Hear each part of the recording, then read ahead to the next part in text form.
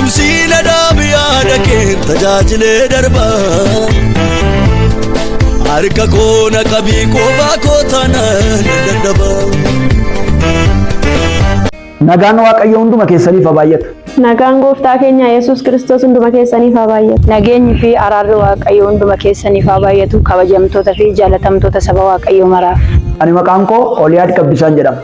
Ani maqaan koo Boontii Jabeessaan jedhama. Waldaa Kiristaanaa Galata Waaqayyoo Addunyaalessaa keessaa waaqeffachiisuu fi haala mijeessummaan hin tajaajila. Ani maqaan koo Taaddasuu Daani'eliin jedhama. Waldaa Kiristaanaa Galata Waaqayyoo Addunyaalessaa keessaa worshiippiidhaan tajaajila.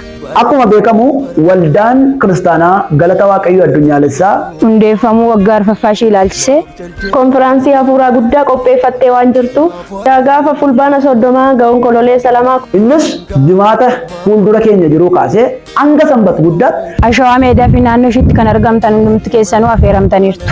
sagantaa hafuuraa guddaa qopheessitee jirti.